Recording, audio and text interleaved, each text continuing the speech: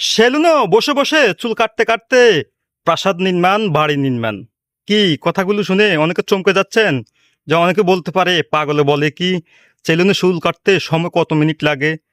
20 minute, আধা ঘন্টার ভিতরে একটি বাড়ি কমপ্লিট হয়ে যাচ্ছে। জি, এটাই সত্য। আমাদের নবী করিম সাল্লাল্লাহু আলাইহি ইসলাম বলেছেন, কোনো ব্যক্তি যদি 3 বার সূরা ইখলাস পাঠ করে, তার জন্য আল্লাহ জান্নাতে একটি বাড়ি নির্মাণ করবে।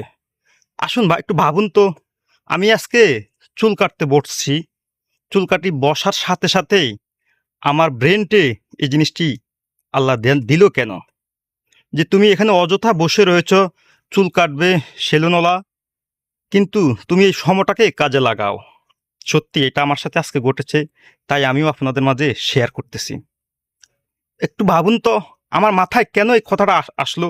আমার মাথায় তো অন্য কথাও আসতে পারতো, অন্য চিন্তাও আসতে পারতো, যে আমি আজকে কিভাবে চুল কাটার পরে কিভাবে ইনকাম করব, কিভাবে 2 টাকা আমার পকেটে আসবে, কার হক নষ্ট করা যায়, এরকম চিন্তা তো আমার মাথায় আসতে পারতো। কিন্তু কেন আল্লাহ আমার মাথায় এই চিন্তাটা ঢুকিয়ে দিল?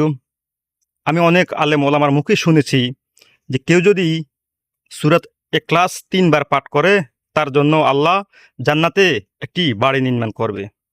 তাই বসে বসে সময় নষ্ট না করে আমি যতবার পেরেছি আলহামদুলিল্লাহ চুল কাটা শেষ পর্যন্ত তাসবিহ, তাহলিল, সূরা ইখলাস, নবী করিম সাল্লাল্লাহু আলাইহি ওয়াসাল্লামের উপর দুরূদ শরীফ পাঠ করেছি। আসলে আমরা অযথা অনেক সময় নষ্ট করে ফেলি। 1 নম্বর হাদিসে বলা আছে, ইয়াক আখলিস দীনাকা ইয়াকফিকাল আমালুল কলিল। অল্প আমল নাজাতের জন্য যথেষ্ট হবে।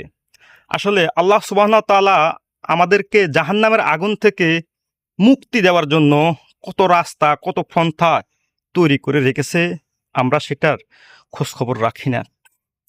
আমরা সেই আমলগুলো করি না। আমাদের জীবনে চলার পথে ছোট ছোট আমলগুলো আছে, আমরা আসলে ওটার মূল্যায়ন করি না। অনেক হুজুররাই বলে থাকে, কিন্তু আমরা তাদের কথা শুনি না। তাদের কথা আমরা মূল্যায়ন করে না। এ কান দিয়ে শুনি, আরেক কান দিয়ে বের হয়ে যায়। এই যে দেখুন, আমার মনে আসলো, তাই আমি বসে বসে তাসবিহ তাহলিলগুলো পাঠ করেছি। কবুল করার মালিক আল্লাহ। আমি চেষ্টা করে গেছি। আমি বলতে পারবো যে আল্লাহ, আমি তোমার একজন বান্দা, একজন হুজুর, এই কথাগুলো বলছে, আমার ইয়াদ হয়েছে, আমার স্মরণ হয়েছে, তাই আমি আমল করার চেষ্টা করেছি। এবার দাও, তুমি আমাকে দাও। আল্লাহ আমাদের সবাইকে বুঝার তৌফিক দান করুক এবং ছোট ছোট আমলগুলো করে নিজের জীবনটাকে সুন্দরভাবে সাজাতে পারি, সেই তৌফিক দান করুক। আল্লাহ আমাদের সবাইকে হেদায়েত দান করুক।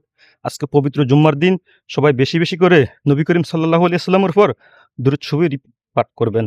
ভিডিওটি ভালো লাগলে অবশ্যই অন্য একজন মুসলিম ভাইয়ের কাছে পৌঁছে দেবেন আমার এই কথাগুলো। আসলে আমি কোনো মাদ্রাসার ছাত্র না, আমি সাধারণ একজন মানুষ। হয়তো আমার কথাগুলো আমার দেমাকে কাজ করতেছে, আসলো, তাই আমি আপনাদের মাঝে শেয়ার করলাম। কেমন হয়েছে অবশ্যই আপনার মূল্যবান মতামতটি কমেন্ট বক্সে জানিয়ে যাবেন।